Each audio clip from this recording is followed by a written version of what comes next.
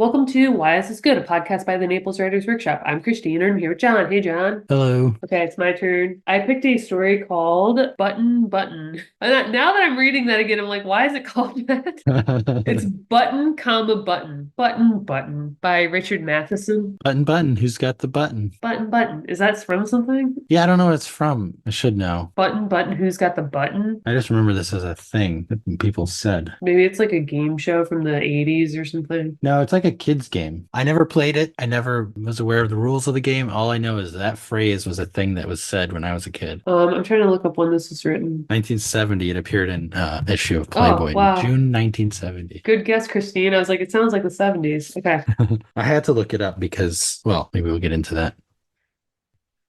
In the morning, as she left the apartment, Norma saw the card halves on the table. Impulsively, she dropped them into her purse. She locked the front door and joined Arthur in the elevator. When she was on her coffee break, she took the card halves from her purse and held the torn edges together. Only Mr. Stewart's name and telephone number were printed on the card. After lunch, she took the card halves from her purse again and scotch taped the edges together. Why am I doing this? She thought. Just before 5, she dialed the number. Good afternoon, said Mr. Stewart's voice. Norma almost hung up but restrained herself. She cleared her throat. This is Mrs. Lewis, she said. Yes, Mrs. Lewis. Mr. Stewart sounded pleased. I'm curious. That's natural, Mr. Stewart said. Not that I believe a word of what you've told us. Oh, it's quite authentic, Mr. Stewart answered. Well, whatever, Norma swallowed. When you said someone in the world would die, what did you mean? Exactly that, he answered. It could be anyone. All we guarantee is that you don't know them, and of course, that you wouldn't have to watch them die. For $50,000, Norma said. That is correct. She made a scoffing sound. That's crazy. Nonetheless, that is the proposition, Mr. Stewart said. Would you like me to return the button unit? Norma stiffened. Certainly not. She hung up angrily.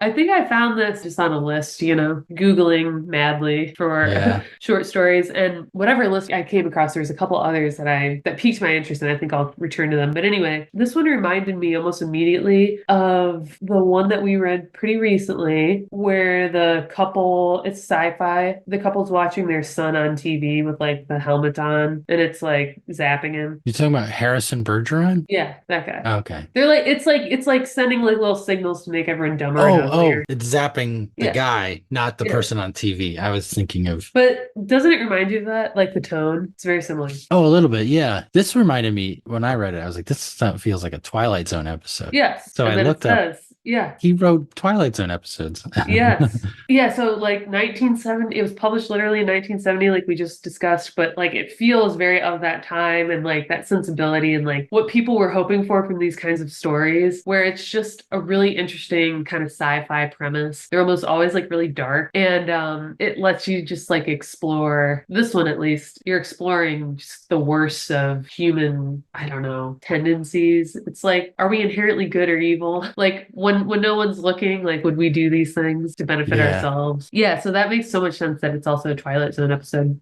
Well, or by that writer. He also wrote I Am Legend. Oh, The really? yeah, and Goldsmith. yeah, well, I watched the very beginning of the Vincent Price one, but didn't get very far into it. Also, the Foley work was terrible in that movie. It was very strange. But he also wrote What Dreams May Come, Okay. which I haven't watched it for a long time, but I really liked that movie. So I was like, I want to read that book. I didn't realize it was a book. So Stephen King has listed Matheson as a creative influence. Oh yeah, yeah. When he died, like all kinds of people were praising him. He sounds like he had a good life as a writer. Right. Must be nice.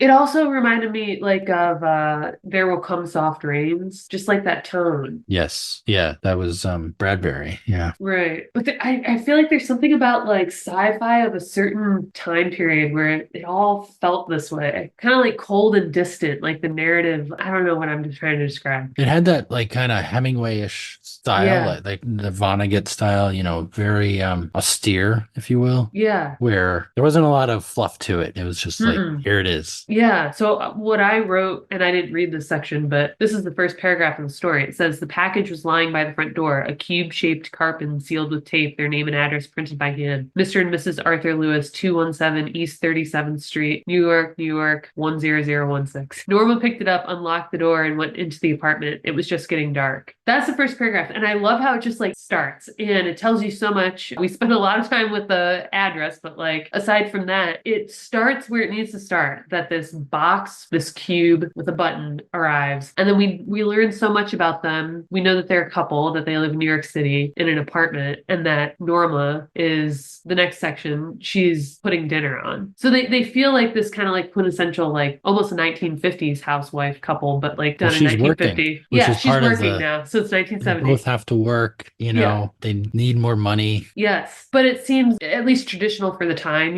Here's a normal couple, right? Yeah. And well, the whole story is about how if they simply press this button, someone will die and they'll make 50 grand. And it's just about how the wife is more curious and she's considering this, and the husband is like, "What? Absolutely not. We're not doing that." So it just presents like a moral conundrum, which is what all good sci-fi does, right? Yeah. Well, one thing about this that I was thinking is he introduced the button in the very first paragraph, and then we learn what the Yeah, button is supposed to be. right. And the story's called Button Button. This is like Chekhov's button, right? Somebody has to push it. You can't have the story without somebody pushing that button. And so I was like, whoever Norma is, like whoever this person is, the character has to be the kind of person who's going to push the button. Like if you'd started writing this story and you dropped it on the doorstep of somebody, some character who would choose not to push it, like obviously Arthur would not push the button, right? So if Right. Arthur would lived alone, or if Arthur was in some other situation, Not his story. you can't write that story. You have to write a story where you have a character who's going to push this button, right? Arthur's story would be like Arthur got a button in a box and returned it. The end. That's right.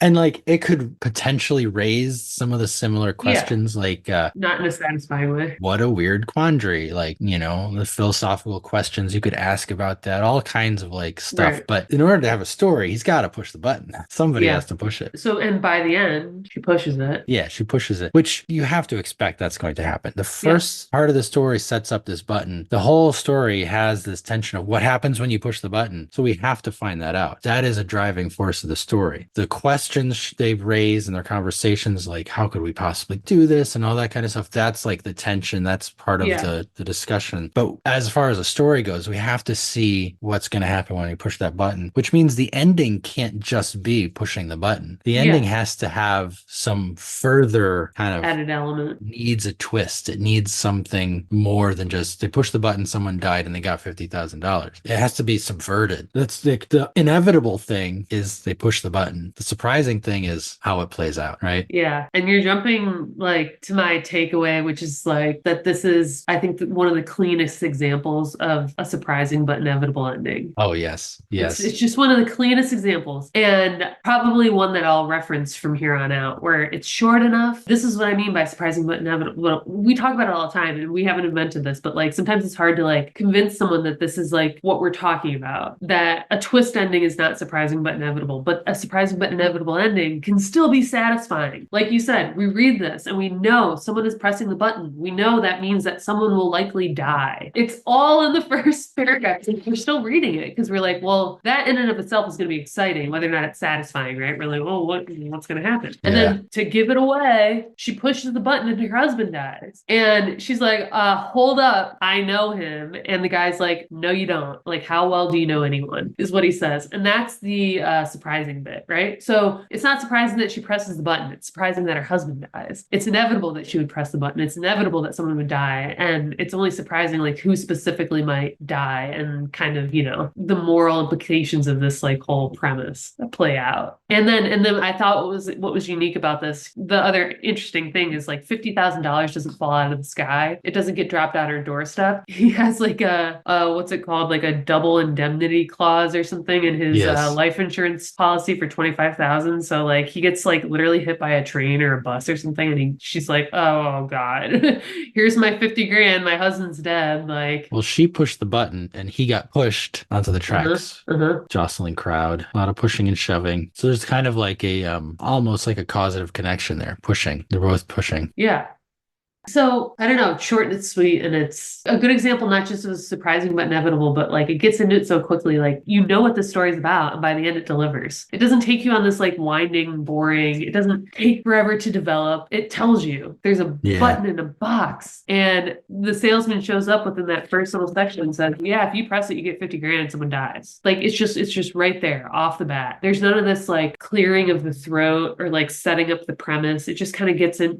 I don't mean setting up the premise, but like hinting even at the moral like conundrum, right? They just present the box and then things like unfold pretty naturally after that. And this is very short. I don't know how many words. It's hard to tell the way this is printed. And most of it's dialogue. Most of it's dialogue. It's broken up into these little sections with these little asterisks, and they're like scenes, but also it covers, I think, like maybe 3 days. Yeah. Yeah, it's just amazing how much it pulls off. Like, there are short stories 10 times this length that are told over the course of like seconds, and they're all in a character's head. You know what I mean? This is like, it's such a good example. Yeah, yeah. It's such a good example of just, this is like, it's short and it's satisfying. It's everything you hoped it would be, and it just plays out. Yeah. I mean, the bulk of it is the conversations. There's the incredulity, you know, like, you're asking us to do what? Like, there's the kind of when she's like, well, you know, if we did push it, and Arthur says, what, are you crazy? Yeah. Who do you think we are? You know, just her kind of wrestling with it and finally figuring out how to arrive at that moment of pushing it. Right. Comprises like the bulk of the story, right? Yes. So that is what the kind of, if you want to call it rising action is talking herself into pushing it.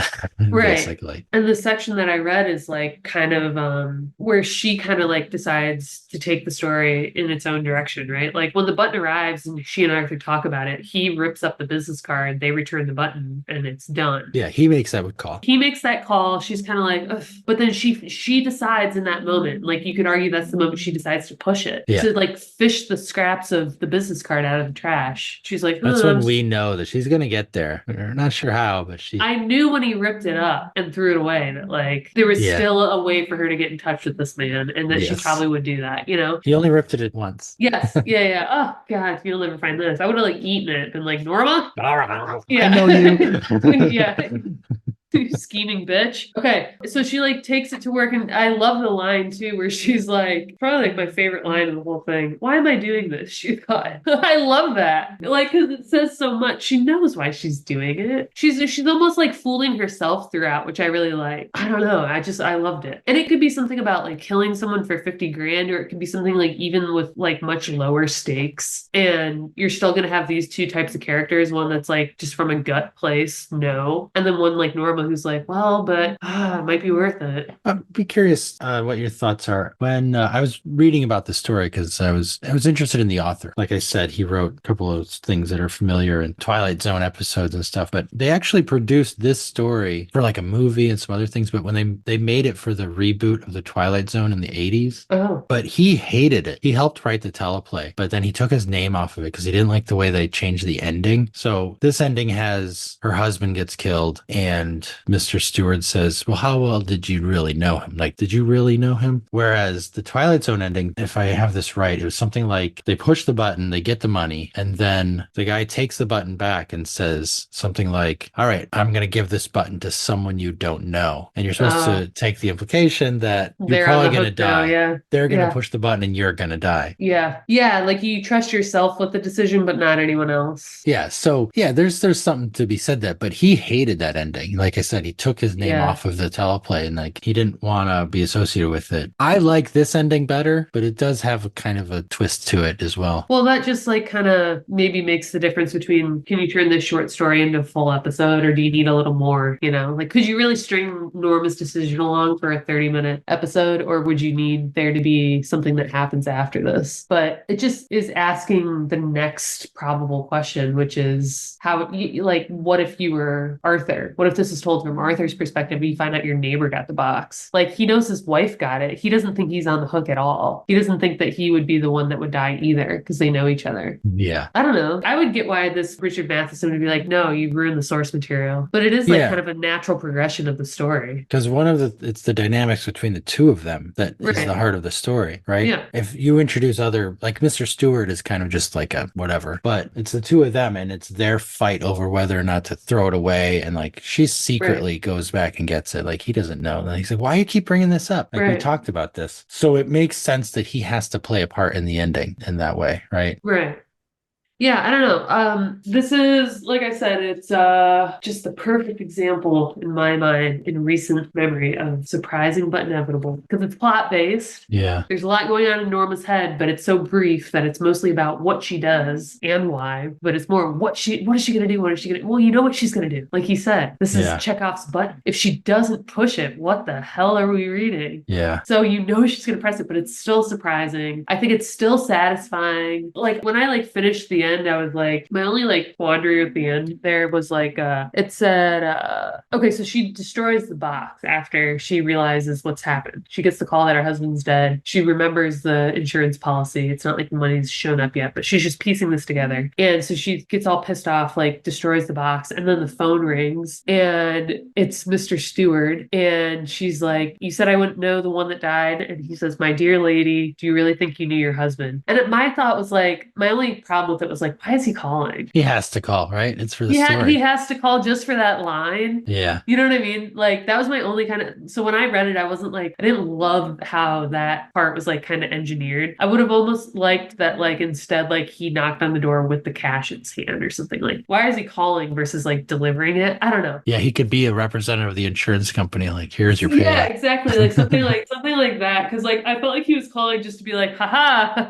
I'm like, why is he calling? It'd make more sense if she called him Yeah. and was, reamed him out. That was my only like kind of hiccup. I was like, why else did he dial her? But yeah, I don't know. I thought this was like a good example. And I guess my takeaway being that if you think that the obvious thing can't happen in your story, you're probably wrong because that's like what people want and expect to happen. It has to happen. Sometimes it has to happen. Yes. And this is an example, I think, a very basic example of how it can still be surprising. It's satisfying, even though you know what's going to happen. And there's still like a twist to it. I Yeah. hate these twist endings that we read all the time where people are like, haha, wasn't that clever? And it's like, well, not really, because I was expecting this other thing to happen or hoping this other thing would happen or wondering about this other thing. And it turns out they were what, red herrings? I don't know. Like, what was the Yeah. point of you just like, I don't want to read something where I'm like, oh, that writer is so clever. That's not as satisfying. My takeaway is basically that is like how the structure was, but I was thinking about this in terms of philosophical fiction, like we talked about with the Borges story. I was like, there's speculative fiction, and under that there's like fantasy fiction, science fiction, other kinds of like climate fiction, cli-fi. And Yes. I swear there's got to be a category of philosophical fiction, but it's very much in the speculative genre because a lot of times it requires these speculative kind of elements, like Borges with the library, and even Ursula Le Guin's The Ones Who Walk Away from Omelas requires like this fantastical city that's like all built around this like suffering child. In this one, the fantastical or science fiction or the kind of speculative element is this button, because she rips it apart. There's no mechanisms in it, Yes. right? So she's kind of trying to reassure herself that nothing could have possibly happened. There's nothing in here, right? I didn't do this, even though it's obvious she did. So it's some sort of magic or something, right? But introducing those kind of elements allows you to explore like philosophical questions. And, in this one, it might not be the deepest philosophy, but it is something about human nature. It's about like, what are we willing to do for reward? And like, would you kill somebody for that you didn't know? And like, obviously the twist kind of throws it back in your face. It's like the cursed wishes thing where it's like you wish for something, but you get it back in a way that's unexpected that actually makes it terrible. Anyway, all of that to say that this kind of structure, this kind of storytelling really can be useful in thinking about those kind of philosophical questions and kind of like how people work or how people understand the world or morality and these kinds of things. Thanks, guys. If you enjoyed this episode, consider joining our Patreon. Your support helps us keep the show running. Find out more at patreon.com/whyisthisgoodpodcast. And for industry news, writing tips, and great short fiction, join our Facebook group at facebook.com/groups/Naples Writers Workshop. You can also subscribe to our monthly newsletter at napleswritersworkshop.com.